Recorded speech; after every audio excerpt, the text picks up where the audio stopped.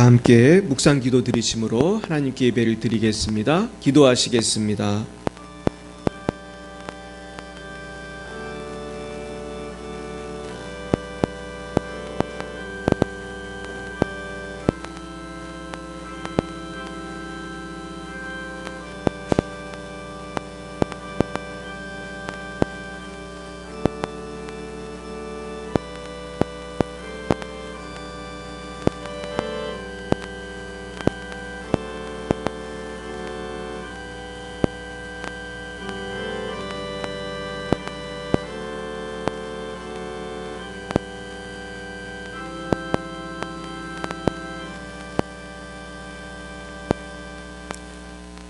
그 중에 10분의 1이 아직 남아있을지라도 이것도 황폐하게 될 것이나 밤나무와 상수리나무가 배임을 당하여도 그 구루터기는 남아있는 것 같이 거룩한 씨가 이 땅에 구루터기니라 하시더라.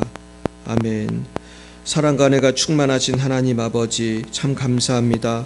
오늘 성령 강림 주일을 맞이하여 오늘 귀한 열방예배 사랑교회 주일 예배에 참석하여 하나님을 찬양하게 하심을 감사드립니다. 오늘 특별히 성령의 놀라우신 은혜와 사랑이 우리 각자에게 충만하게 임하게 하여 주옵소서. 사랑의 주님, 저희들 지난 한 주간도 성령을 따라 살지 못하고 육체와 세상을 사랑하여 살았던 것을 회개합니다. 주님, 이 시간 십자가의 보혈로 씻어주시고 성령으로 다시 한번 충만케 하여 주시옵소서. 거룩하신 주님, 우리나라를 위하여 기도합니다. 대선이 끝났음에도 국민들이 양분되어 진보와 보수로 나뉘어 갈등이 점점 심화되고 있습니다. 주님, 긍휼히 여겨 주시옵소서.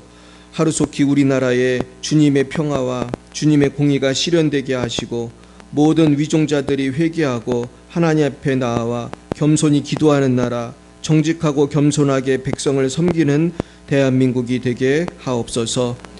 주님, 열방에서 복음을 증거하시는 선교사님들을 축복합니다. 러시아의 장순영, 김정희, 장아림 선교사님, 레바논의 송주영, 박정임 선교사님, 말라위의 오천식, 박경은 선교사님을 축복합니다. 날마다 지켜주시고 바른 길로 인도하여 주시옵소서. 주님, 우리 열방예배 사랑교회를 축복합니다. 우리 교회가 주님의 능력 안에서 부흥하기 원합니다. 오순절 임하셨던 성령께서 다시 한번 우리 교회에 강력하게 임하여 주셔서 하루에 5,000명이 회개하였던 회개와 부흥의 역사가 우리 열방예배 사랑교회에서 재현되게 하옵소서. 이 일을 방해하는 모든 악한 영들은 떠나가게 하시고 모든 순들은 부흥하게 하시고 모든 성도님들은 힘있게 전도하고 양육하며 교회를 든든히 세워가게 하옵소서. 주님, 우리 모든 가정들을 위하여 기도합니다. 주님, 아직도 주님 알지 못하고 있는 모든 가족들이 회개하고 돌아오게 하옵소서. 또한 모든 가정의 여러 가지 문제들이 다 해결되게 하여 주시옵소서.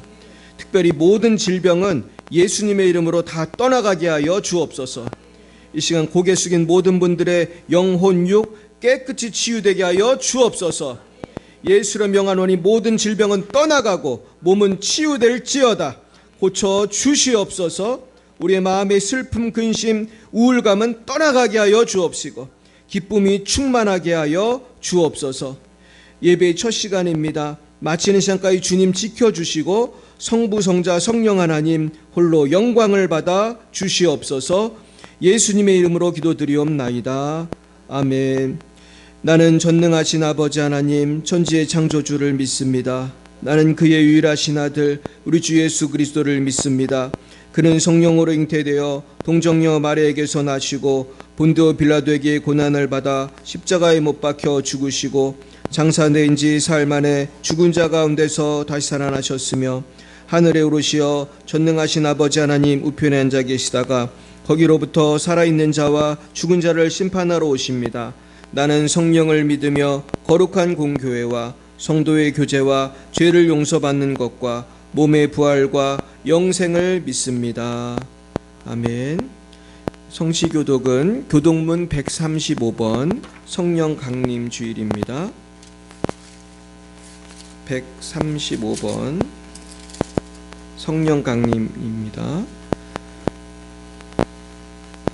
그의 위에 여호와의 영 곧 지혜와 총명의 영이요 모략과 재능의 영이요 오직 하나님이 성령으로 이것을 우리에게 보이셨으니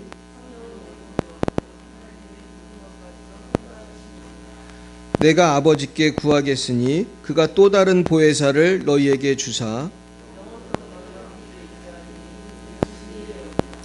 보혜사 곧 아버지께서 내 이름으로 보내실 성령 그가 너희에게 모든 것을 가르치고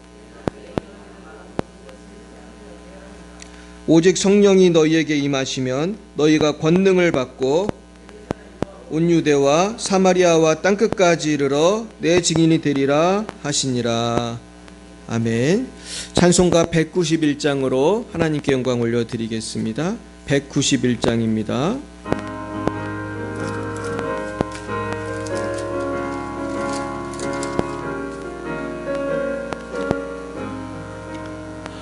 내가 매일 기쁘게 순례의 길행함은 주의 팔이 나를 안보함이요 내가 주의 큰 복을 받는 참된 비결은 주의 영이 함께함이라.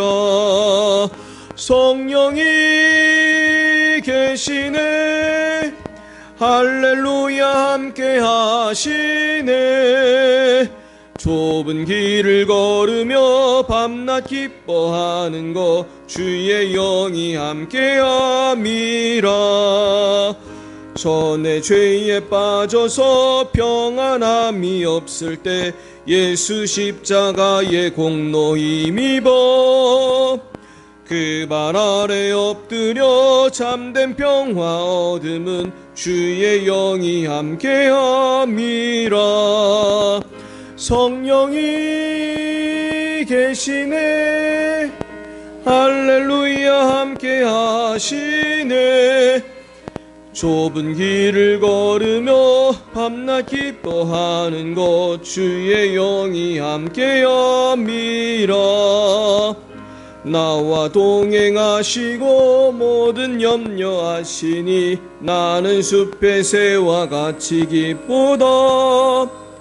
내가 기쁜 마음으로 주의 뜻을 행함은 주의 영이 함께함이라. 성령이 계시네 할렐루야 함께하시네. 좁은 길을 걸으며 밤낮 기뻐하는 것 주의 영이 함께함이라. 세상 모든 욕망과 나의 모든 정욕은 십자가에 이미 못을 박았네. 어두운 밤이 지나고 무거운 짐 벗으니 주의 영이 함께함이라. 성령이 계시네 할렐루야 함께하시네. 좁은 길을 걸으며 밤낮 기뻐하는 것 주의 영이 함께함이라. 이 시간 예배를 위하여 이미애 권사님 기도 인도해 주시겠습니다.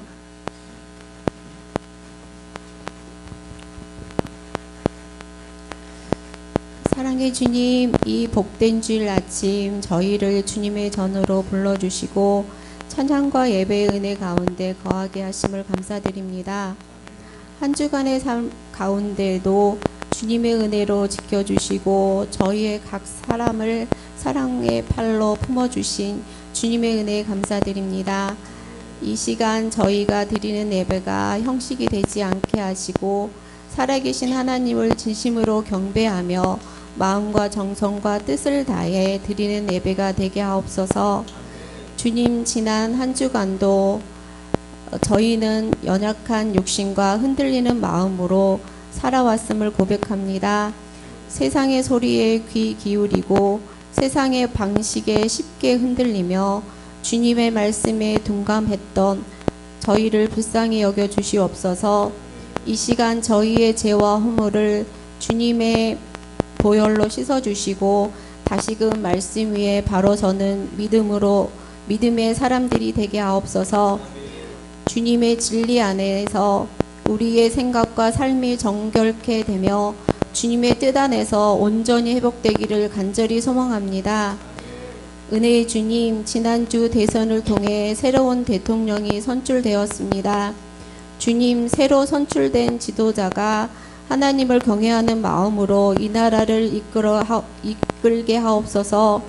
지혜와 분별력으로 정의를 세우고 공의와 사랑으로 국민을 섬기게 하옵소서. 무엇보다도 개인의 명예나 이익이 아닌 하나님의 뜻과 국민의 복지를 위하여 겸손히 섬기는 대통령 되게 하옵소서. 이 나라와 민족이 하나님 앞에서 바로 서도록 교회가 먼저 빛과 소금의 역할을 감당하게 하시고 진리의 기둥이 되게 하옵소서. 주님, 저희 열방의 빛 사랑교회를 위해 기도합니다. 저희 교회가 이 지역의 복음의 통로가 되게 하시고 예배와 교육, 섬김과 선교 가운데 주님의 뜻이 이루어지게 하옵소서. 주님, 이 시간 머리 숙여 기도하는 저희 성도님들 한 사람 한 사람 기억하시어 가정마다 기도의 제목들이 다 응답받게 하시고 마음의 말씀의 씨앗을 뿌려지게 하시고 가정과 일터에서도 주님의 향기를 전하는 삶으로 살아가게 하옵소서.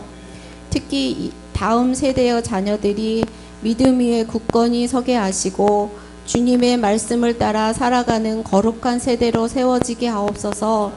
주님, 이 시간 주님의 말씀을 받게 하심을 감사드립니다.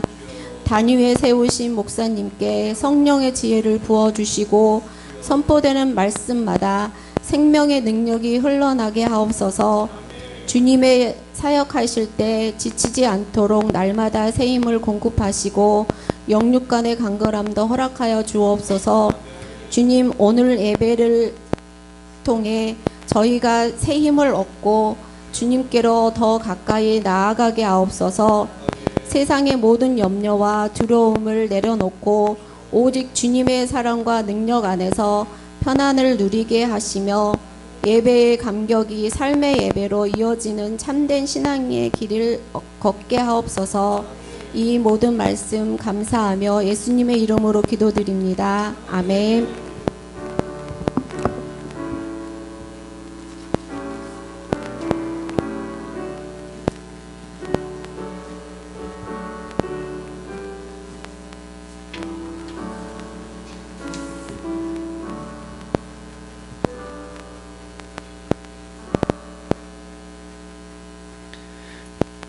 감사합니다. 오늘 하나님께서 우리 주신 말씀은 출애굽기 21장이 되겠습니다. 출애굽기 21장 1절부터 6절까지 말씀이 되겠습니다.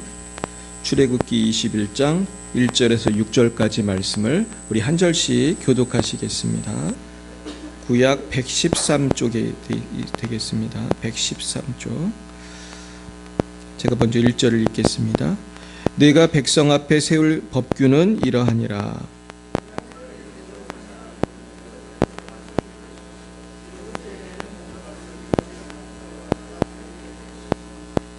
만일 그가 단신으로 왔으면 단신으로 나갈 것이요 장가 들었으면 그의 아내도 그와 함께 나가려니와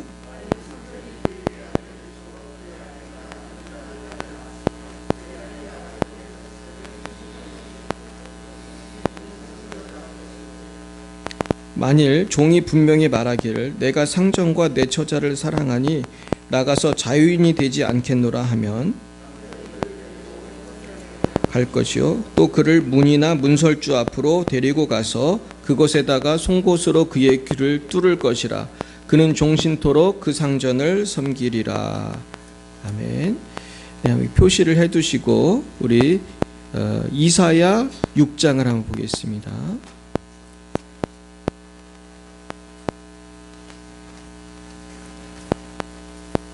이사야 6장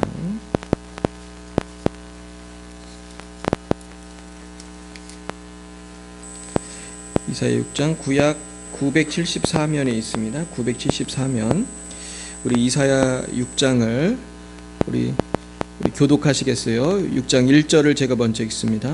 우시야 왕이 죽던 해에 내가 본즉 주께서 높이 들린 보좌에 앉으셨는데 그의 옷자락은 성전에 가득하였고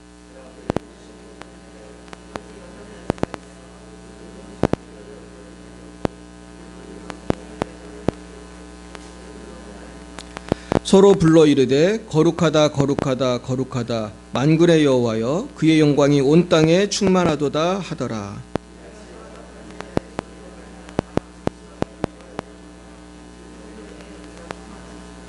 그때 내가 말하되 화로다 나여 망하게 되었도다.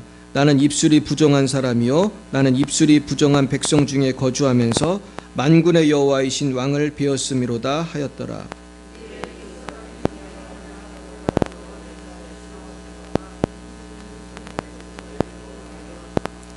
그것을 내 입술에 대며 이르되 보라 이것이 내 입에 닿았으니 내 악이 제하여졌고 내 죄가 사하여졌느니라 하더라.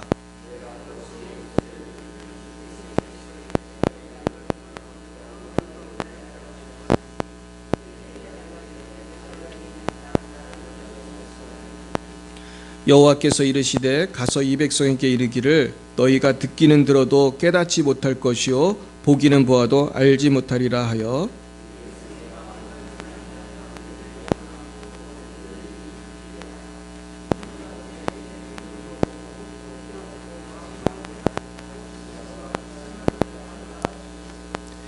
내가 이르되 주여 어느 때까지니까 하였더니 주께서 대답하시되 성읍들은 황폐하여 주민이 없으며 가옥들에는 사람이 없고 이 토지는 황폐하게 되며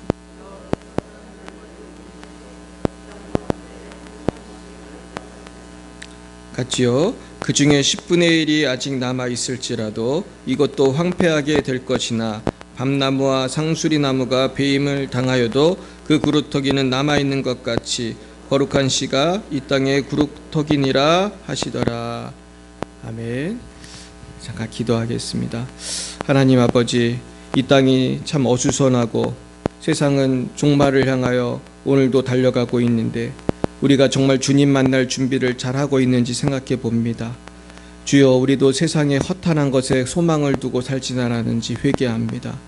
주여, 이제 우리가 정말로 주님만을 바라보기 원합니다. 주여, 인도해 주시옵소서. 아버지, 참으로 세상이 어떻게 되든지 우리는 그루터기처럼 굳건히 서서 세상 사람들이 다 주님을 떠나가도 세상 사람들이 다 거짓을 따라가도 우리는 끝까지 남는 자가 되게 하여 주옵소서. 그래서 우리는 끝까지 구루터기가 되게 하옵시고 우리는 귀를 뚫은 그 종처럼 나의 자유를 사용하지 못하더라도 주님을 위해서 헌신하고 그 속에서 더 큰 자유를 누리고 더 큰 기쁨을 누릴 수 있도록 인도해 주옵소서. 감사하며 예수님 이름으로 기도드렸습니다. 아멘. 네, 우리 옆에 분과 인사하겠습니다. 반갑습니다. 아유, 할렐루야. 오늘 또 현서가 왔어요. 우리 박수하겠습니다. 할렐루야. 우리는 현서가 오는 날은 아주 기쁜 날이에요. 그죠? 우리가 다 기뻐하잖아. 할렐루야. 예, 오늘 주님이 큰 복을 우리 모두와 현서에게 줄 줄 믿습니다. 할렐루야. 오늘은 헌신의 기쁨이라는 제목으로 하나님 말씀 증거하겠습니다. 사랑하는 여러분, 우리가 살아갈 때에 무엇이 가장 우리에게 큰 기쁨을 줍니까? 100세가 넘게 살았던 한 노 교수님께서는 그 책에서 그렇게 썼더라고요. 내가 100세를 살고 보니, 책 제목도 100세를 살고 보니인데 100세를 살고 보니 사랑을 위하여 헌신하는 것이 가장 보람이 있었다. 가장 큰 기쁨이 있었다. 다시 말해서 내가 사랑하는 사람을 위해서 고생하고 사랑하는 사람을 위해서 내가 정말 땀 흘리고 눈물 흘리고 그런 것이 가장 보람이 되고 기쁨이 되더라는 것입니다. 여러분 동의하십니까? 정말 그 정도 살아봐야 그런 지혜가 있는 것 같아요. 우리는 보통 특히 이제 젊은이들은 뭐 고생한다 그러면은 그게 기쁨이 된다고 생각을 못 하잖아요. 헌신한다 그게 기쁨이라고 생각을 잘 못 하잖아요. 근데 100세를 살고 보니 그렇다는 거예요. 근데 실제로 성경적으로 봐도 참된 기쁨이라는 것은 십자가에 숨어 있는 줄 믿으시기 바랍니다. 십자가에 기쁨이 있는 거예요, 여러분. 십자가 없으면 좋을 것 같죠? 편안할 것 같죠? 십자가 없으면 삶의 의미도 없는 것입니다. 십자가가 없는 사람은 정말 삶의 방향을 모르는 사람이죠. 어떤 사람이 달리기를 하는데 말이죠. 내가 달을 달려가야 할 방향도 모르고 이리 갔다 저리 갔다 하면은 그 사람은 몇 등을 할 수 있을까요? 그 사람은 나는 등수도 상관없어. 그렇게 살 수는 있을지 모르지만 정말로 라인이 거 있고 국제 경기에서 그렇게 혼자 지 맘대로 뛰어다니면은 정말 말씀하신 꼴등이 되겠죠. 근데 제가 요즘에 보니까 포스트 모더니즘에 빠져 사는 이 시대의 사람들은 그렇게 사는 것 같아요. 포스트 모더니즘이 뭡니까? 기준이 없는 거예요. 기준이. 그냥 맘대로 사는 거야. 그냥 나를 귀찮게 하지 마라 이러는 거예요. 나한테 아무도 잔소리하지 말고 교회도 나한테 아무 말도 하지 말고 성경도 나한테 아무 소리도 하지 마라. 나는 누구 맘대로 살 거예요? 내 맘대로. 이게 포스트 모더니즘입니다. 포스트 모더니즘을 좀 역사적으로 간단히 요약하면은 르네상스부터 시작되는 거예요. 르네상스가 뭔지 아세요? 르네상스라는 거는 기독교가 들어온 그 유럽에서 우리 한번 성경 이전에 기독교 이전의 자유, 인권으로 돌아가자, 휴머니즘으로 돌아가자. 그렇게 해서 르네상스가 생긴 거예요. 그러니까 르네상스는 쉽게 말해서 그 당시엔 다 교회 다녔잖아요. 복음 이전의 삶으로 한번 돌아가 보자. 그러면서 그리스 로마 신화라든지 그럴 때는 하나님 모르고 살던 그 시절을 한번 돌아가 보자. 그러면서 인본주의가 그때 이제 생겨요. 근데 여러분, 사람이 하나님 이 말씀 이전으로 돌아가면 인간이 더 고귀해지고 더 행복해질 것 같잖아요. 그럴 것 같아요? 안 그럴 것 같아요? 사실 우리가 너무 그 중세에 보면은 너무 율법주의적인 그런 게 많이 있었어. 사실은 그 중세 기독교가 별로 건강하진 않았어요. 그래도 중세 때 그렇게 건강한 교회가 있었던 건 아니지만, 그렇다고 해서 교회를 떠나서 복음을 떠나서 하나님을 떠나서 살아가고자 했던 사람들이 결코 행복할 수가 없었던 것이죠. 그래서 사실은 그 르네상스 운동의 영향으로 생긴 것들이 많아요.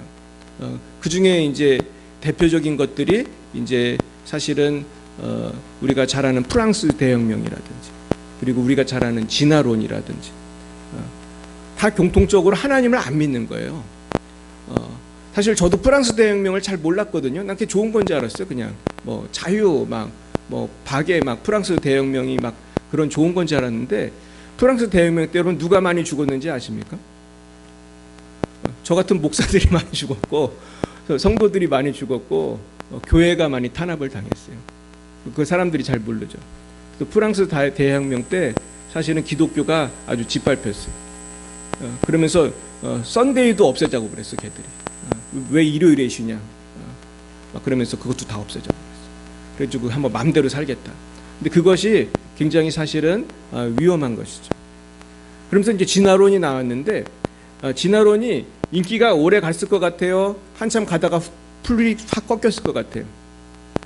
풀이 꺾였어요, 사실은. 그 진화론이 이렇게 막 잘 나갈 것 같았는데 그러지 않았어요. 왜냐하면 과학적 발견이 있으면서 이 진화론이 틀렸다는 게 자꾸 증명이 되는 거예요. 사실 진화론의 증거는 한 개도 없어요.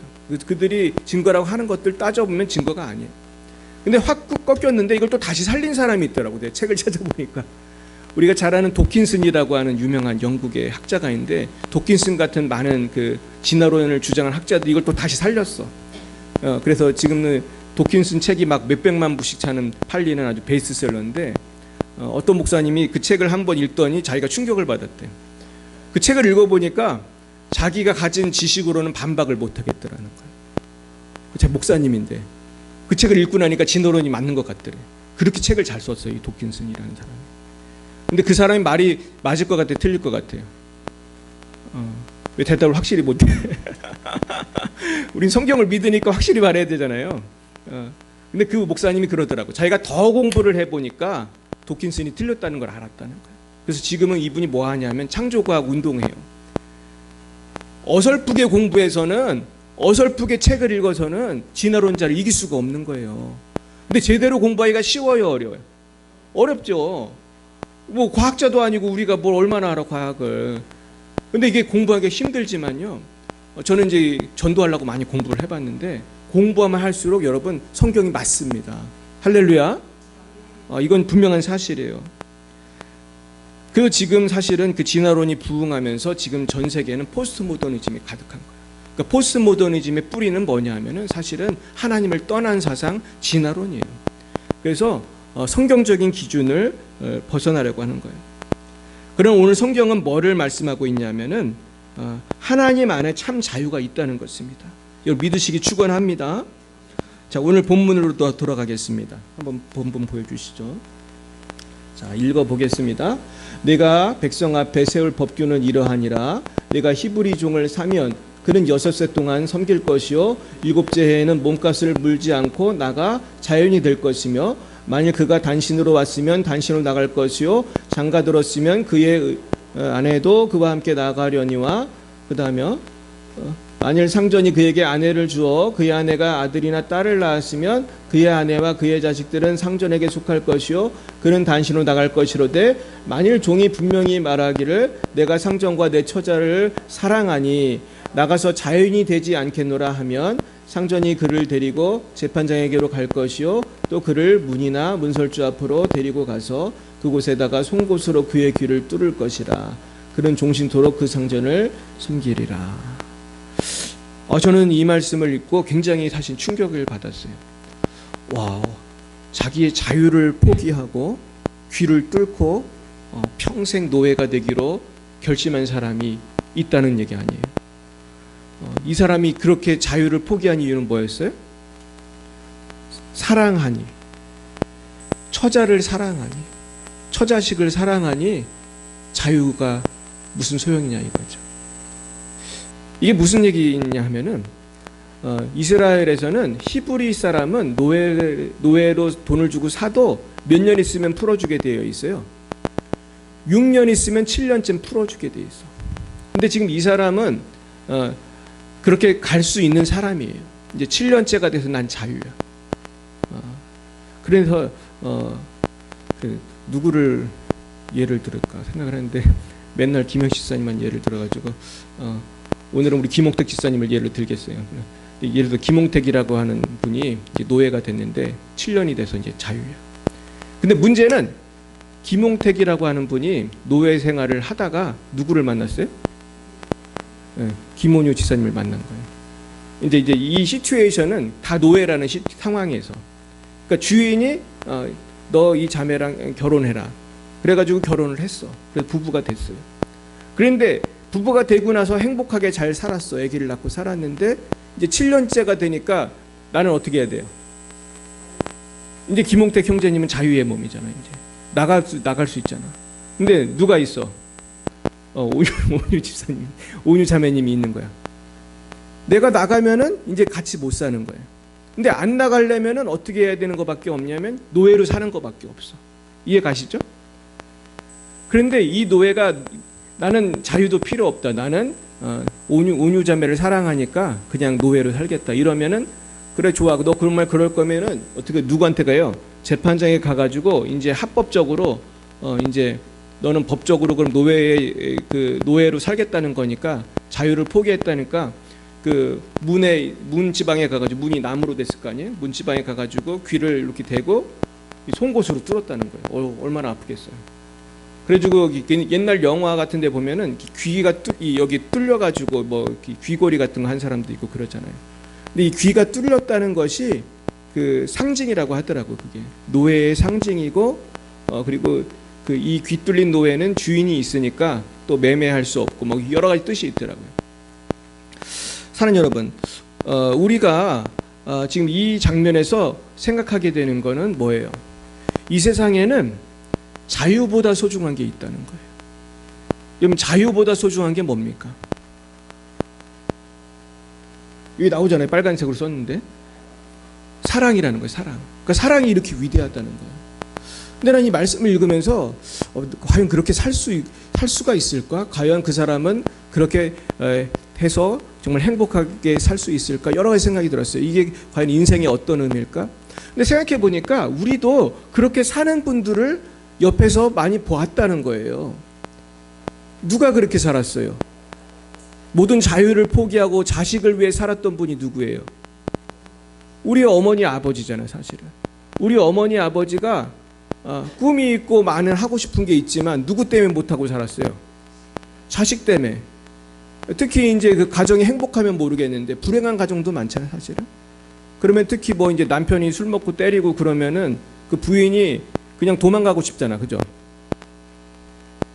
아멘 안 하시는데 도망가고 싶은 분도 있을 수 있잖아요. 근데 그거를 참고 살게 하는 건 누구 때문이에요? 자식 때문이에요. 자식을 사랑하니까. 그냥 도망가서 나도 제2의 인생 살고 싶은데 그런 가정이 있겠어요? 없겠어요? 많이 있죠, 사실은. 얼마나 많은 어머니들이 사실 또 혹은 또 아버지들이 아버지들도 그런 분 있을 수도 있어요.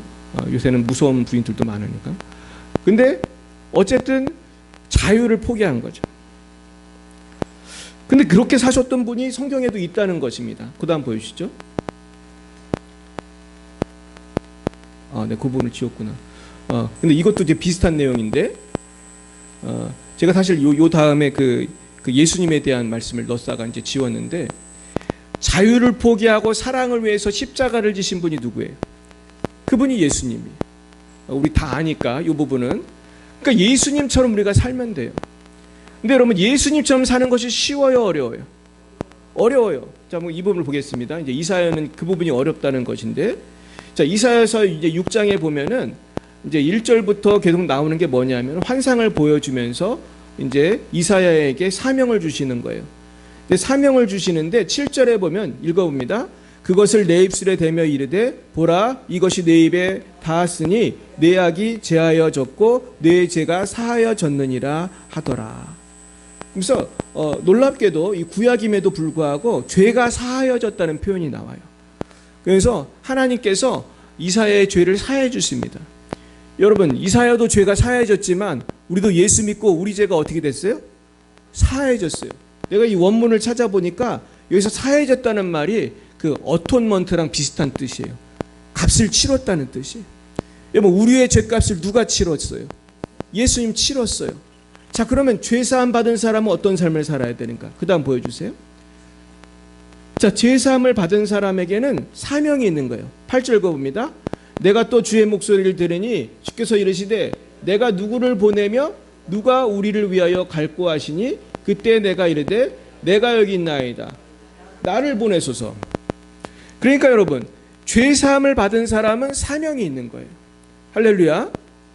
우리는 이제 내 계획, 내 맘대로 사는 것이 아니라 내 자유는 주님께 반납하고 정말 내가 달려가야 할 방향을 향해 가는 것입니다. 할렐루야. 그러니까 여러분, 믿음이 깊으면 깊을수록 사람들은 미래를 결정할 때 뭐를 할 것 같아요? 기도를 합니다. 믿음이 깊은 사람은 기도를 해요. 내가 뭘 할 수 있어도 함부로 안 하고 기도를 해요. 결혼할 때도 뭘 하겠어요? 기도를 해요. 내가 김홍택 씨랑 결혼해야 되는지 말아야 되는지, 김영식 씨랑 결혼해야 되는지 말아야 되는지. 우리 이미애 권사님 기도했어요, 안 했어요? 응답 받으셨어요? 응답받고 결혼하니까 좋으시죠? 할렐루야. 이렇게 기도를 하는 거예요. 저도 기도했어요. 저도 유주희 씨 만날 때 기도했어요. 근데 왜 이렇게 기도를 하는 거예요? 그냥 아무하거나 내 마음대로 하면 되지. 내 자유가 있는데 왜 기도를 하는 거죠? 내 자유가 있는데 왜 내 자유를 주님께 반납하고 왜 주님한테 왜 물어보죠? 왜냐하면 주님이 나보다 어떻게 하시니까? 더 잘 아시잖아요. 여러분, 주님이 우리보다 더 훌륭하십니까? 주님은 하나님이시잖아요. 그러니까 하나님한테 물어보는 거예요. 가장 좋은 길은 누가 알고 계세요? 하나님 알고 계세요. 그리고 예수님은 길과 진리 생명이세요. 저도 유학 마쳤을 때 저도 박사학위 갔고 오라는 데도 많았고 사실은 뭐 많지는 않지만 몇 군데 있었고 뭐 찾아보면 많이 갈 데가 많이 있었어요. 그때 저 나이도 되게 젊었거든요. 그때 내가 몇 살이었죠? 서른 중반이었어요. 30 중반에 PhD 있으면 갈 데 많아요, 적어요? 많지. 그때는 저도 나이도 젊고 경력도 제가 좀 괜찮은 편이었어요. 근데 전 그때 기도했어요. 하나님, 제가 어디로 가야 돼요? 계속 기도했어요. 왜 기도했겠어요? 누가 더 잘하시니까? 하나님이 더 잘하시니까. 하나님이 나에게 감동을 주시는 거예요. 어디로 가라고? 중국으로 가라고 감동을 주시는 거예요. 그러니까 우리 집안이 발칵 뒤집혀졌죠. 아버지 어머니부터 시작해가지고 형 누나부터 시작해서 답이 다 이게 난리가 난 거야. 그냥 처갓집도 난리가 나고 또 누구도 난리가 났어요. 우리 사모도 난리가 나고 그리고 사모가 기도를 했다는 거 아니에요, 하나님한테. 이게 주님의 뜻이면은 방언을 하게 되려고 했나? 주님의 뜻이면은, 중국 선교가 주님의 뜻이면 방언을 하게 해 주시옵소서 랄랄랄랄랄라 이렇게 된 거야. 이렇게 그 기도가 끝나기도 전에. 할렐루야, 맞아요? 기도가 끝나기도 전에 방언을 받았대요. 그러니까 이게 부인할 수 없잖아, 주님 뜻이니까. 그래서 이제 저도 중국에 갔죠. 여러분, 중국에 이렇게 주님 뜻대로 가면은 편할 것 같아요, 어려울 것 같아요? 어떻게 잘 아시죠? 그러니까 우리가 주님 뜻대로 내가 살면은 모든 게 편할 것 같지만 그렇지도 않은 거예요. 가면은 어려움이 많은 거예요. 막 7년 동안 고생하다가 나중엔 붙잡혀가지고 막 취조도 당하고 막 탈출하고, 그러고서 또 한국에 오면은 또 어려움이 있고. 그래서 우리는 가끔 그런 생각을 해보는 거예요. 내가 주님 때문에 이렇게 헌신하고 자유를 반납하고, 내가 예수님 때문에 주일날도 딴 데 안 놀러 가고 교회 나오고 또 헌금도 드리고 그랬으면 내일이 그냥 잘 돼야 될 것 같은데, 잘 돼요, 안 돼요? 네, 잘 되는 것도 있고 잘 안 되는 것도 있고 다 그러실 거예요. 그래서 우리가 예수 믿는 게 참 쉽지 않은 것입니다. 하지만 하나님은 신실하실 줄 믿으시기 바랍니다. 지금 당장은 뭐 모든 게 이렇게 다 이루어지는 건 아니에요, 사실은. 하지만은 주님은 신실하시다는 거예요. 이것이 사실 오늘의 주제라고 할 수 있는데요. 그러면서 주님이 우리를 귀히 보시는 거예요. 자, 그러면서 하나님께서 참 특이한 말씀을 하세요. 9절 보겠어요? 여호와께서 이르시되 가서 이 백성에게 이르기를 너희가 듣기는 들어도 깨닫지 못할 것이요 보기는 보아도 알지 못하리라 하여 이 백성의 마음을 둔하게 하여 그들의 귀가 막히고 그들의 눈이 감기게 하라. 염려컨대 그들이 눈으로 보고 귀로 듣고 마음으로 깨닫고 다시 돌아와 고침을 받을까 하노라 하시기로. 그 다음에 내가 이르되 주여 어느 때까지니까 하였더니 주께서 대답하시되 성읍들은 황폐하여 주민이 없으며 가옥들에는 사람이 없고 이 토지는 황폐하게 되며 여호와께서 사람들을 멀리 옮겨서 이 땅 가운데 황폐한 것이 많을 때까지니라. 이게 좀 어렵죠, 사실. 저도 여러 번 읽어도 좀 이해하기가 어려운데, 이게 무슨 얘기냐면은 네가 전도해도 사람들이 말을 들을 거라는 거야, 안 들을 거라는 거야? 안 들을 거라는 거예요. 저는 이 말씀을 읽고 굉장히 충격을 받았어요. 하나님이 이사야를 보내시면서도 이런 말씀을 하는 거예요. 예레미야한테도 똑같은 말씀하셨거든요. 네가 전도해도 안 들을 거야. 그래도 어떻게 하라는 거예요? 전도하라는 거예요. 전도해도 안 들을 건데. 아니, 안 들을 건데 왜 보내셔? 그냥 놀면 되지. 여러분, 전도해도 안 들을 거 아시면서 왜 우리를 보내시는 거예요? 여러분도 전도하면 잘 믿어요? 잘 안 믿어요? 잘 안 믿죠? 저도 이번에 그냥 숭실대 가서 열심히 전도했는데 예수 믿겠다는 애 한 명도 없어요. 그런데 왜 자꾸 전도하라고 하시는 거야 도대체?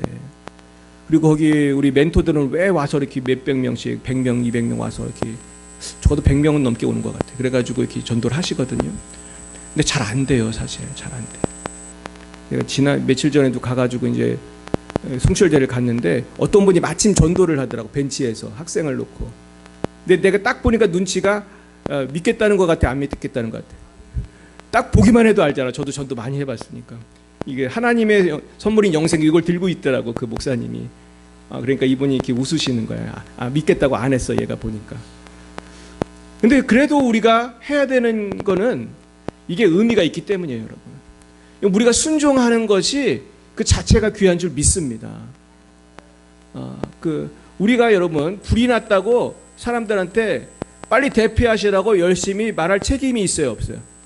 있어요. 내가 깨어 있다면 우리 동네 사람한테 빨리 일어나세요, 불 났어요, 말할 수 있어요. 근데 옆에 사람이 문도 안 열어주고 안 들으면 누구 책임이에요? 그 옆집 책임이지, 사실은. 그러나 우리의 책임은 파수꾼의 책임이 있는 거예요. 할렐루야. 근데 주님의 일을 하는 것이 다 그런 것이죠. 우리가 그 열매를 다 따려고 하면 잘 안 되는 거예요. 그래도 결국은 이 땅이 어떻게 된다는 거예요? 황폐하여지고, 황폐하다고 그래서 황폐하다. 자, 그랬는데 13절이 중요합니다. 읽어보겠어요. 그 중에 10분의 1이 아직 남아 있을지라도 이것도 황폐하게 될 것이나 밤나무와 상수리나무가 배임을 당하여도 그 구루터기는 남아 있는 것 같이 거룩한 씨가 이 땅의 구루터기니라 하시더라. 10분의 1이 남았어도 그것도 황폐하게 된다. 그러니까 10분의 1도 안 남는다는 거예요. 온 세상이 이렇게 황폐하게 되고 망하고 그래도 끝까지 남는 게 있는데 그게 거룩한 씨라는 거예요. 우리 따라 보겠어요. 거룩한 씨. 여러분 거룩한 씨가 누구예요? 여러분이죠, 여러분. 따라 보겠어요. 내가 거룩한 씨입니다. 또요, 내가 구루터기입니다. 아, 세상에 요즘에 사람들 교회 안 나가는데 이 화창한 날씨에 여러분들 열방예비 사랑교회 오셔가지고 예배 드리는 것은 여러분들이 거룩한 씨이기 때문인 줄 믿습니다. 그리고 여러분들은 나무의 구루터기처럼 끝까지 남아있는 분들이라는 거죠. 그러니까 왜 우리가 전도해야 되고 왜 순종해야 되고 왜 천국 가는 그날까지 주님을 따라가야 되는가? 결국 그렇게 해야 누구라도 구원받아요? 나라도 구원받고 또 나의 삶을 통해서 내가 열심히 전도하면 적어도 누구는 전도할 수 있어요. 내 가족은 전도할 수 있어요. 그리고 내 친구는 전도할 수 있어요. 여러분 내가 많이 전도하지 못해도 나를 통해서 한 영혼이라도 주님께 돌아오면 온천하보다 더 큰 일을 한 것인 줄 믿습니다. 오늘 오혜정 집사님 전도 많이 하셨잖아요. 할렐루야. 오늘 몇 영혼을 데려온 거예요 도대체. 그냥 이쪽이 꽉 찼어. 아까는 없었는데. 결국 우리가 한 영혼이 귀한 거예요. 할렐루야. 저도 한 학기 동안 전도했는데 한 명도 믿는다는 애 없어요. 근데 결국은 제가 이제 결국 한 명을 그래도 좀 반응이 좋은 애를 제가 만났어. 그래가지고 마지막 날 제가 밥을 사주려고 데리고 갔어요. 그래도 내가 중국집에 들어가가지고 뭘 먹겠냐 그랬더니 짜장면을 먹겠대. 아 그러라고. 그럼 나도 짜장면을 먹어야지. 근데 웃긴 거는 그 집은 곱빼기가 또 안 되는 거야. 곱빼기가. 그래가지고 주인한테 물어봤어요. 왜 이 집은 곱빼기가 안 되냐고 그랬더니 뭐래더라? 무슨 네이버 리뷰를 해야지 곱빼기를 준다는. 근데 내가 사는데 리뷰를 할 수가 없잖아. 리뷰하면 한 그릇마다 뭘 나눠서 돈을 내야 된대. 그래서 그러지 말고 그냥 달라고 돈을 주겠다고 그랬더니 그것도 안 된대. 그래가지고 겨우 짜장면을 겨우 먹고 나왔어요. 그래서 이제는 내 커피를 먹으면서 전도를 해야겠다. 근데 커피숍을 갔어. 그랬더니 얘가 커피숍을 알려주더라고. 난 뭐 어디에 뭐가 있는지도 모르고. 갔더니 커피숍을 이제 먹으려고 딱 들어갔거든요. 갔더니 또 애들이 왜 이렇게 공부하는 애들이 많아. 전도를 해야 되는데.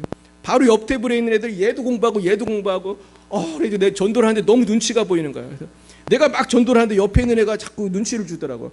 그래가지고 내가 이제 오늘 마지막 날인데 오늘 얘 전도해야 되는데 그러면서 내가 하여튼 그 상황이 참 열악했음에도 불구하고 내가 막 간증도 하고 막 그랬어요. 근데 또 얘가 나한테 그러는 거야. 쟤 또 시험 본다는 거야 또. 그래 또 집에 보내야 되잖아. 그래가지고 그러면서 할 수 없이 그렇게 열심히 전도하고 이제 집에 보냈어요.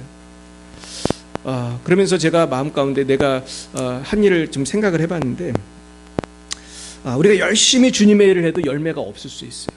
근데 여러분 저는 이게 끝이 아니라고 생각합니다.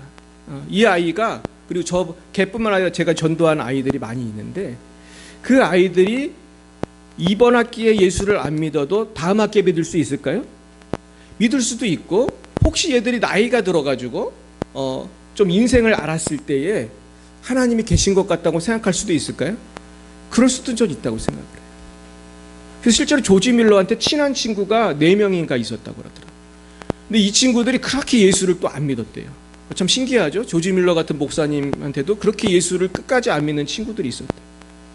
그래서 그렇게 전도를 해도 안 믿더니 2명인가는 조지 밀러 죽기 전에 겨우 믿었고 나중에 1명인가 2명은 끝까지도 안 믿었대요. 근데 결국 그러다가 한 사람은 조지 밀러 장례식 때 믿었다고 제가 알고 있어요. 그 또 1명은 장례식 지나고 얼마 있다가 믿게 되었다. 그러니까 사실 그러니까 우리도 전도했을 때 그 열매를 못 볼 수도 있는 거예요.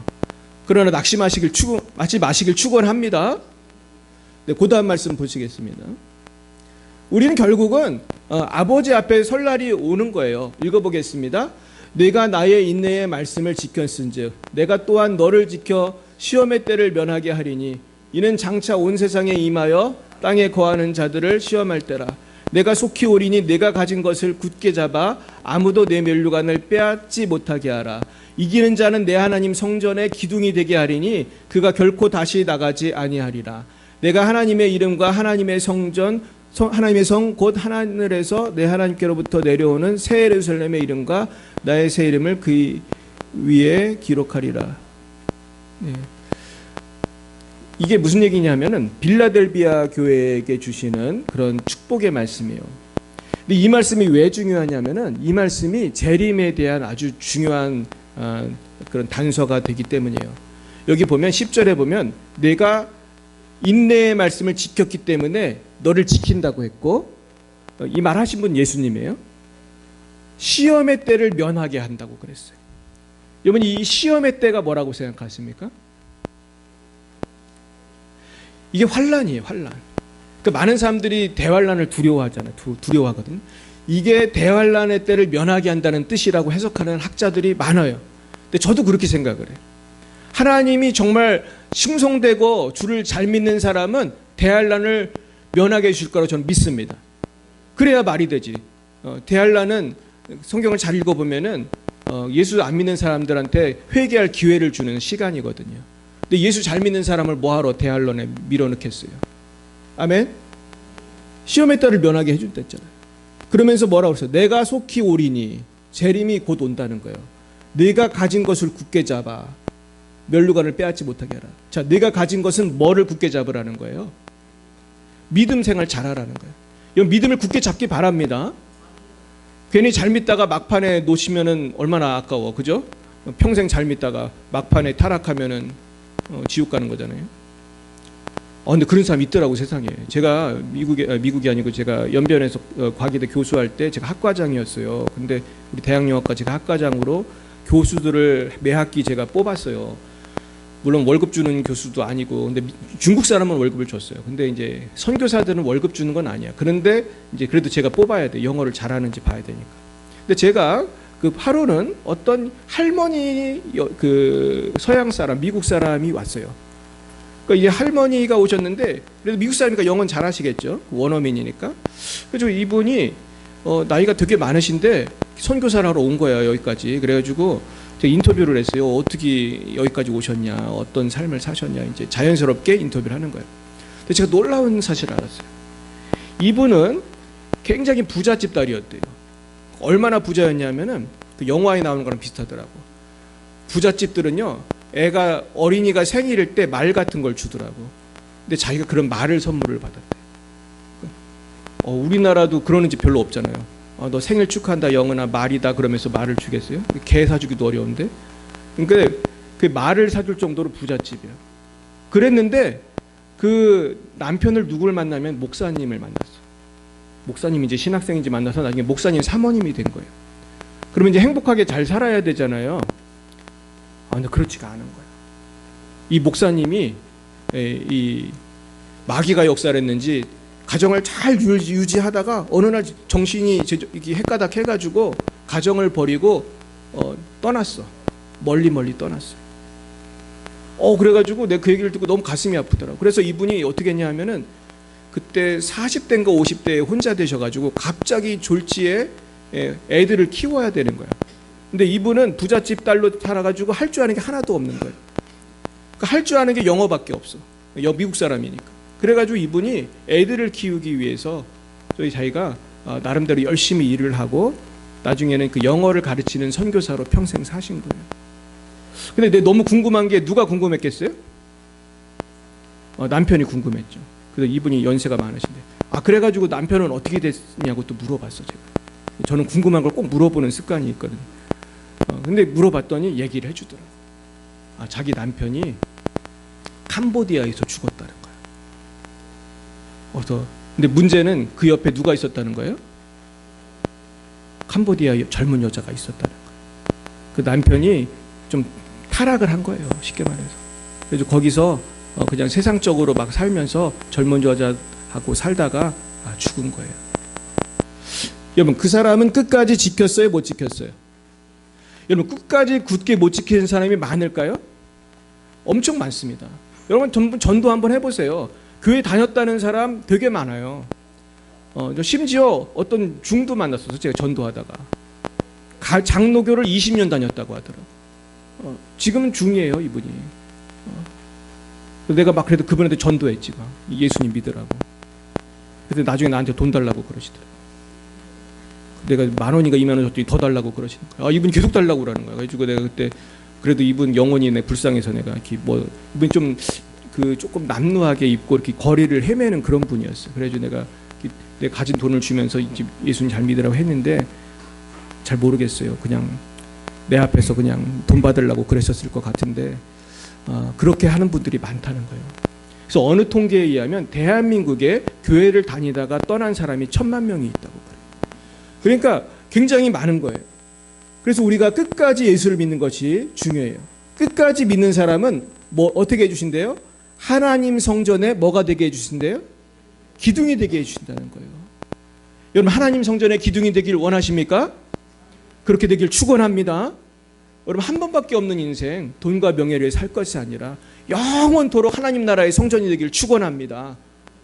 그 다음 보여주세요. 그러면서 우리는 마지막 기쁨에 참석해야 돼요. 어린 양의 혼인잔치 읽어봅니다. 우리가 즐거워하고 크게 기뻐하며 그에게 영광을 돌리세. 어린 양의 혼인 기약이 이르렀고 그의 아내가 자신을 준비하였으므로 그에게 빛나고 깨끗한 세마포 옷을 입도록 허락하셨으니 이 세마포 옷은 성도들의 옳은 행실이로다 하더라. 자 보세요. 우리가 마지막 때에 즐거워하고 크게 기뻐하고 주님께 영광을 돌릴 날이 반드시 온다는 것입니다. 근데 이 혼인잔치에 참여하는 사람들은 빛나고 깨끗한 세마포 옷을 입게 된다는 거예요. 근데 중요한 거는 그 세마포 옷이 뭐라는 거예요? 성도들의 옳은 행실이라는 거예요.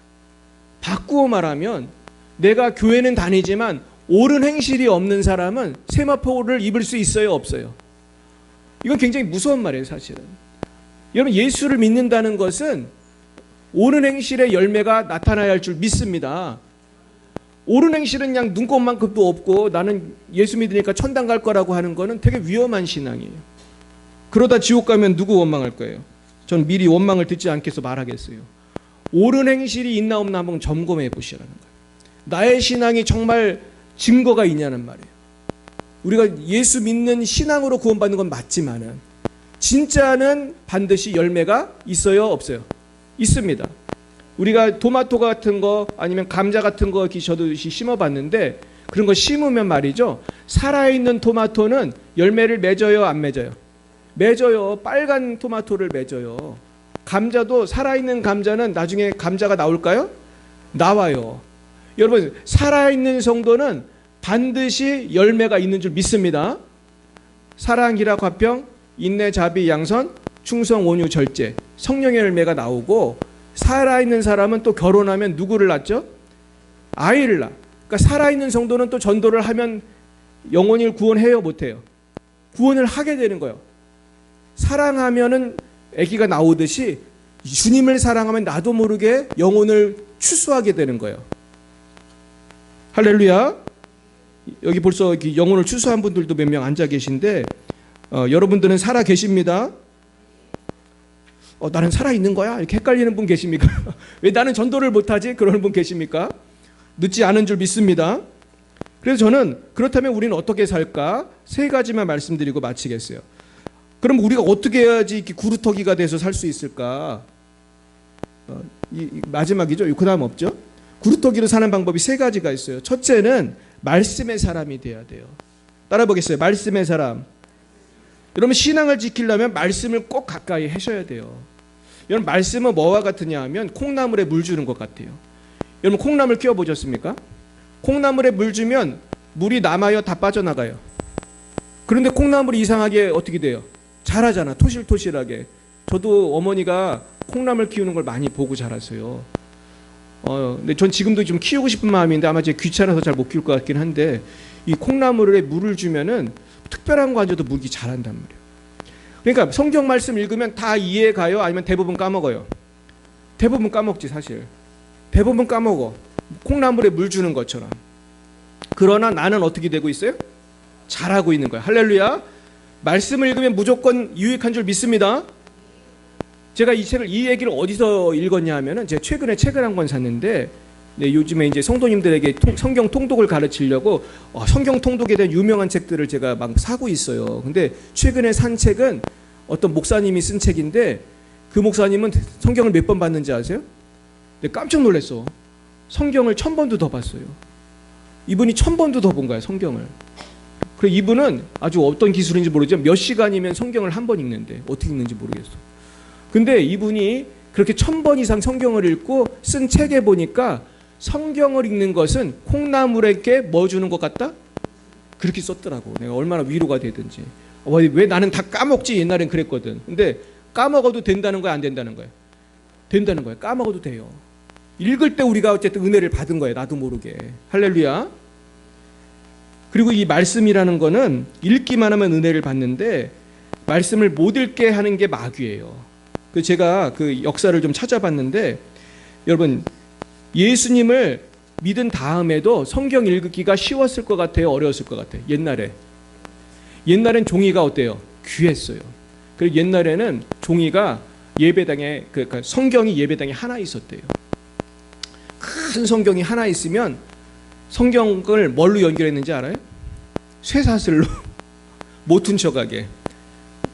성경이 너무 귀한 거야. 그때는 종이가 너무 귀하니까 쇠사슬로 묶어가지고 예배당에 딱 하나 있었대요. 그런 이유도 있지만 나중에는 이제 인쇄술이 발달했잖아요. 인쇄술이 발달해서 이제 종이가 싸지고 그랬는데 그런 다음에도 성경을 사람들이 못 읽었어요. 이 역사를 아셔야 되는데 왜 그랬냐면은 당시에는 사제들, 옛날에 이제 카톨릭이었잖아요. 사제들만 성경을 읽을 수 있었어. 특히 이제 라틴어 성경을 읽을 수 있었고 일반 성도는 죽을 때까지 성경을 한 번도 못 보고 죽었어요.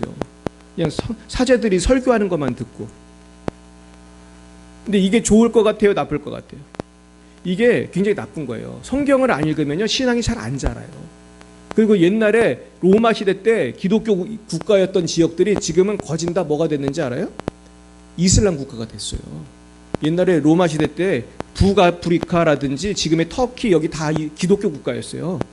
근데 지금 북아프리카나 터키 다 뭐예요? 이슬람 국가 됐잖아. 근데 김진호 목사님이 설교하는데 그렇게 하시더라고. 성경을 안 읽어서 그렇다는 거예요. 성경을 안 읽어서. 그랬는데 이제 종교개혁은 뭐냐 하면 이제 성경을 읽는 게 종교개혁의 시발이에요. 그래서 루터는 독일 사람 아닙니까? 독일어 성경을 번역하면서 종교개혁이 시작된 거예요. 사실은. 독일 사람도 우리 국민들한테 좀 성경을 읽게 해야겠다. 이런 사명감을 갖고 그 번역을 하는데 숨어서 했어요. 사람들이 죽이려고 하니까. 그래서 루터를 어떤 영주가 보호해줘가지고 숨어서 이거 번역을 했다니까. 근데 루터 전에 그 번역을 했던 사람들이 있어요. 근데 그분이 굉장히 중요한데 오늘 그분을 좀 소개를 하려고 해요. 그분이 위클리프라고 한 분이에요. 들어봤죠? 위클리프 선교회라죠. 위클리프. 이분이 1320년에서 1384년까지 사신 분인데 이분은 루터가 종교개혁하기 훨씬 전 사람이에요. 루터는 1500몇 년에 종교개혁을 했기 때문에 한 100년, 200년 차이가 나잖아요. 근데 위클리프가 얼마나 훌륭한 분이냐 하면 1382년에 성경을 영어로 번역을 했어요. 그래서 라틴어 성경을 영어로 번역을 했어요. 참 훌륭한 일을 했잖아요. 그랬는데 카톨릭 교회에서는 그걸 나쁘게 생각했어요. 그래가지고 위클리프가 죽은 지 40년이 지난 다음에 카톨릭 교회에서 명령을 해가지고 위클리프의 시체를 이렇게 캐내가지고 뼈를 캐내가지고 화형을 시켰어요. 그래가지고 쟤는 강에 뿌리게 했어요. 그만큼 성경을 평신도들이 읽는 것을 막은 거예요. 이게 주님의 뜻 같아요? 마귀 짓 같아요? 이거 마귀 짓이지. 성경을 못 읽게 그렇게 한 거야. 그러니까 사실 어떻게 보면 우미나 정책이죠. 우미나 정책. 사제들만 성경을 읽게 해가지고. 근데 위클리프에게 영향을 받은 사람들이 사실은 루터 칼빈 같은 종교개혁가들이에요.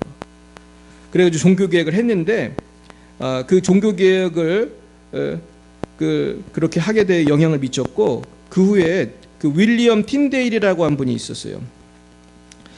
윌리엄 틴데일도 참 훌륭한 분인데 이분은 종교개혁 이후지만은 박해를 받았어요. 그래서 이분이 1526년에 영어로 된 이분이 그리스어를 번역을 해가지고 영어로 된 신약 성경을 이제 만들었어요. 이 틴데일이.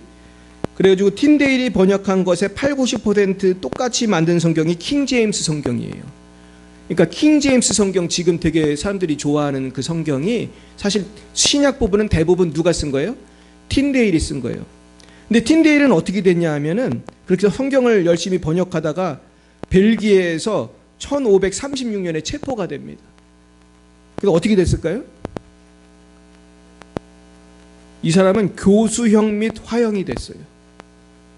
이걸 어떻게 이게 두 개가 가능했나? 교수형을 시킨 다음에 또 태웠나 봐. 그죠? 얼마나 나쁜 놈들이에요. 세상에. 이걸 훌륭한 일을 하신 분인데 그만큼 그 당시에 교회가 건강하지 않았던 거지 사실은. 그러니까 여러분 좋은 교회는 성도들이 뭐를 읽는다? 우리 교회는 성도들이 뭐를 읽죠? 그러니까 우리 교회는 어떤 교회예요? 좋은 교회예요. 여러분, 좋은 교회, 좋은 성도는 어디에 달렸다는 거예요? 성경을 읽고, 성경을 매일 읽고 성경대로 사시길 축원합니다. 근데 한국에는 언제 왔나? 이걸 또 찾아봤어 제가. 근데 한국은요, 그 후에 한참 걸렸습니다. 한참 걸렸는데 참 놀라운 것은 한국 그 성경이라는 거는 중국에서 심양에서 번역이 이루어졌어요. 그래서 한국은 놀랍게도 선교사보다 성경이 먼저 온 나라예요. 이게 참 한국의 위대한 점이에요. 그 당시엔 조선이지만. 그래가지고 누가복음이 1882년에 번역이 됐고 1887년에는 신약성경 전체가 됐고 1910년에는 구약까지 번역이 됐어요.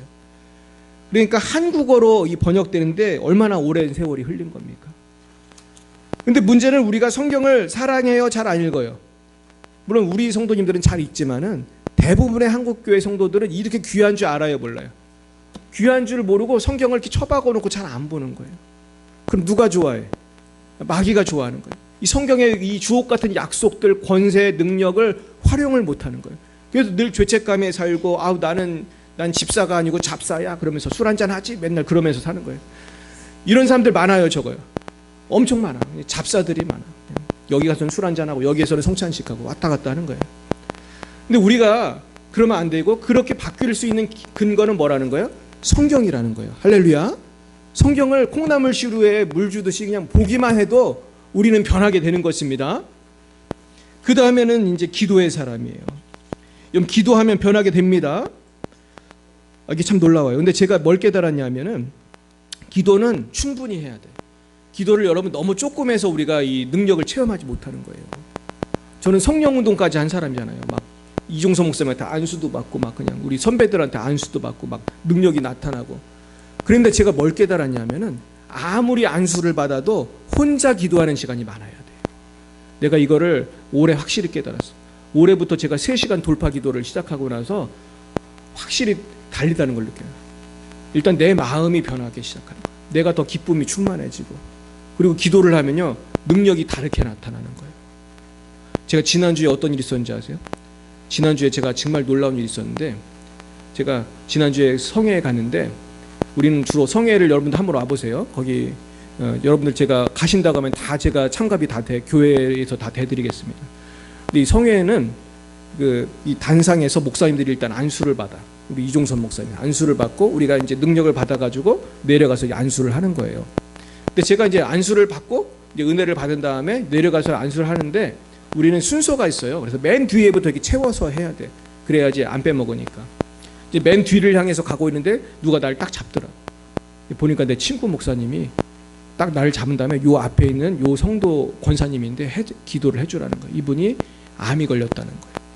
그래서 너무 불쌍해가지고 내가 순서를 무시하고 그냥 암 환자니까 이분이 암도 되게 센 암이에요. 4기면 가능성이 있어 없어요? 없잖아요. 3기도 어려운 거예요. 사실은 4기면 이미 전이 다 된 거예요. 난소암 4기. 그래가지고 난 이분 처음 봤죠. 누군지도 몰라요. 사실은 지금도 이름도 기억을 못해. 기억이 잘 안 나요. 그래서 이분이 그냥 기도하기 시작했어요. 그러면서 성령의 불 임해 주시고 예수의 이름으로 병만 떠나가라고 했어요. 그랬더니 반응이 일어나는 거예요. 마귀가 말하기 시작해. 저한테 막 대들더라고. 그러면서 막 안 나가려고 막 애를 써. 그래도 내가 성령의 불 그랬더니 막 또 도망을 가면서 막 기침을 하고. 그래서 내가 한 5분 정도 했나? 그렇게 오래는 못했어요. 그렇게 너무 오래는 못하거든요. 그래서 한 5분 10분 정도 기도를 하여튼 열심히 해드렸는데, 그러고 나서 저는 이제 다시 이제 성회에 참석하고 있다가 그 다음 날 이분을 만나게 됐어요. 이분이 앞에서 내가 아는 선교사님하고 대화를 하고 있더라고요. 봤더니 이분이 그렇게 얘기를 하는 거예요. 이분이 저한테 안수를 받기 전에 뼛속까지 추웠대요. 추운 날씨가 아니잖아. 근데 암 환자들은 그런 게 있더라고. 정말 얼마나 추운지 뼛속같이 시리고 추워가지고 막 옷도 되게 두꺼운 거 입고 혼자 겨울 패션 입고 있었어요. 그런데 이분이 놀랍게도 나한테 기도를 받을 때 악한 영이 나가면서 나한테 기도를 받고 나서 추운 게 싹 사라졌다는 거예요. 할렐루야. 그래서 지금은 어떠세요? 그러니까 덥다고 그러더라고요. 그럼 누가 고치신 겁니까? 근데 이걸 무엇을 통해서 고친 거죠? 기도예요, 기도. 그러니까 여러분, 기도가 이렇게 능력이 있습니다. 우리는 아무것도 아니지만 그저 기도만 열심히 하면 하나님이 역사하시는 거예요. 여기도 여러분들 여러 가지 질병과 문제와 기도의 소원이 있으시다면은 여러분 기도 시간을 아끼는 것처럼 바보 같은 사람이 없어요. 여러분 기도 시간을 아끼지 마시기 바랍니다. 아끼는 건 돈을 아껴야지 기도 시간을 아끼면 안 돼. 기도 시간을 많이 투자하기 바랍니다. 그리고 마지막은 순종의 사람이 돼야 돼요. 제가 오늘 이거를 준비하면서 내가 한 학기 동안 선교한 게 무슨 의미가 있었나 생각을 해봤어요. 내가 숭실대 가서 한 학기 동안 전도했단 말이에요. 근데 몇 명이 예수 믿었다고 했죠? 아무도 안 믿었어. 아무도 안 믿었는데 그러면 제가 순종하고 숭실대 아이들한테 밥 사주고 소세지 사주고 막 여러 가지 사주면서 전도한 것이 무의미합니까? 유의미합니까? 어떤 의미가 있죠? 씨앗을 뿌린 거고 순종의 의미가 있고 또 누가 기뻐하시고? 하나님 기뻐하시고 또 이 아이들이 복음을 들었으니 오늘 안 믿어도 나중에 믿을 수가 있는 거예요. 그 옛날에 김중곤 목사님이 그런 말씀을 하셨어요. 사냥꾼이 사슴을 향하여 화살을 쏘면은 금방 죽는 사슴도 있지만 어떤 사슴은 언제 죽어요? 한참 도망가다가 죽는 사슴도 있다. 이 얘기를 왜 하셨냐면 우리한테 전도가 그런 거라는 거예요. 우리 전도했을 때 금방 믿겠습니다. 아멘 하는 사람도 있지만 10년, 20년 안 믿는 사람도 있어 사실. 복음은 분명히 쐈는데 복음의 화살은 쐈는데 그러니까 여러분 우리의 순종은요 헛되지 않은 줄 믿습니다. 그리고 우리의 순종은 결국은 나중에 갚아주시는 것입니다. 하나님께서 갚아주시는 거예요. 한 가지 말씀만 드리고 마치겠습니다. 하루는 아브라함 링컨이 시장에 갔습니다. 시장에 갔는데 아브라함 링컨의 어떤 한 가족이 눈에 띄었는데 노예 시장에서 팔리고 있는 그런 가족이 있었다고 그래요. 근데 아이가 특별히 딸애가 너무 이뻐가지고 이 가족을 살려주고 싶어가지고 이분이 거기에서 모든 돈을 다 지불하고 이 가족을 다 샀다고 그래요. 온 가족을 다 산 거야. 흩어지지 않게 하려고. 가족을 다 사고서 이렇게 말했대요. 여러분 이제 여러분은 자유입니다. 이제 가고 싶은 대로 가세요. 이제 그렇게 말했어요. 그랬더니 그 아버지가 뭐라고 했겠습니까? 아닙니다. 저는 선생님의 노예가 되겠습니다. 이게 참 희한하죠? 저는 선생님의 노예가 되겠습니다. 또 우리 식구들을 다 받아달라고 그랬더래요. 그래서 그분들이 다 아브라함 링컨 집에서 일하게 됐다는 거예요. 사랑하는 여러분, 예수님을 믿는 것은 이와 같은 것입니다. 예수님이 우리의 죄값을 다 치르셨습니다. 우린 자유가 되었어요. 이제 자유롭게 살면 되는 것입니다. 하지만 우리는 자발적으로 주님의 노예가 되어야 할 줄 믿습니다. 내 맘대로 죄질 수 있지만, 내 맘대로 세상으로 갈 수 있지만, 내 시간, 내 물질, 내 정성을 주님을 위해서 쓰기를 축원합니다. 그러면 주님께서 우리의 삶이 성전의 기둥이 될 수 있도록 아름답게 복내려 주실 것입니다. 날마다 이 믿음으로 주님을 위해서 승리하시는 저 여러분이 되시기를 예수님의 이름으로 축원드립니다. 기도하겠습니다. 사랑과 은혜가 충만하신 주님, 우리에게 주님을 위해서, 이웃과 가족과 교회를 위해서, 열방을 위해서 헌신할 수 있는 기회를 주셔서 감사합니다. 비록 이 희생이 힘들고 어렵지만 반드시 주님 안에서 주님의 때에 큰 영광이 되고 열매가 되고 놀라운 영원한 기쁨이 있을 줄로 믿습니다. 주여, 이 기쁨을 위하여 믿음으로 끝까지 경주하며 승리하게 하여 주옵소서. 그리하여 이 세상이 아무리 변한다 해도 변치 않는 남은 자가 되게 하시고, 남은 자의 비전으로 열방을 구원하고 한 영혼을 구원하고 제자를 양육하는 우리 모든 열방예비 사랑교회 성도님들과 모든 분들이 될 수 있도록 역사하여 주시옵소서. 하나님, 오늘도 주님 은혜 감격하여 예물 드린 손길들이 있습니다. 주님 복 내려 주시옵시고 모든 영광은 주님께서 홀로 받아 주시옵소서. 예수님 이름으로 기도드렸사옵나이다. 아멘.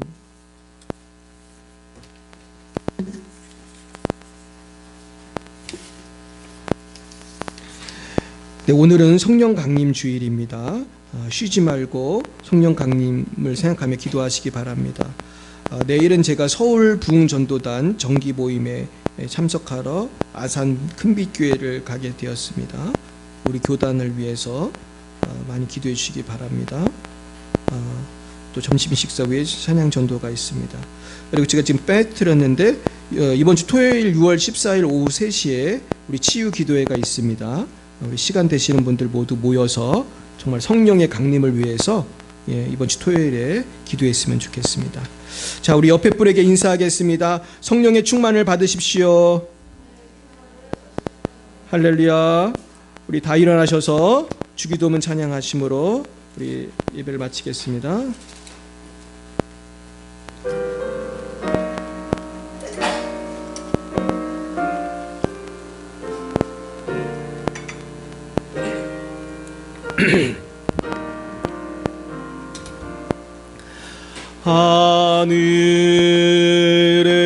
하늘에 계신 아버지 이름 거룩하사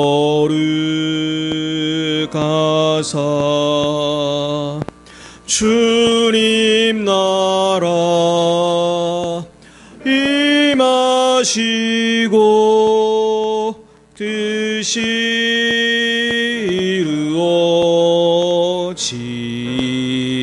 이루어지이다.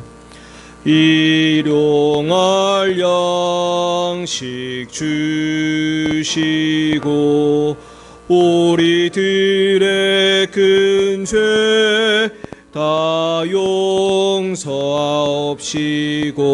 또 시험에 들게 마시고 악에서 구원하소서. 대개 주의 나라 주의 권세 주의 영광 영원히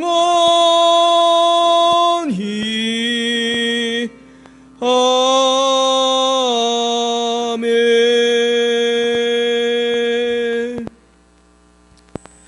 지금은 살아계신 주 예수 그리스도의 구속의 은혜와 하나님 아버지의 놀라우신 사랑하심과 성령의 교통하심이 예수 십자가의 보혈로 구원을 받아 이제는 내 자유를 죄를 짓는 데 쓸 것이 아니라 나를 쳐서 복종시켜 주를 위해 살기로 다짐하는 사랑하는 제자인들 머리 위에와 저들의 미래 위에 가정 위에 열방예비 사랑교회 위에 이제와 영원뭉토록 함께 하옵시기를 간절히 축원하옵나이다.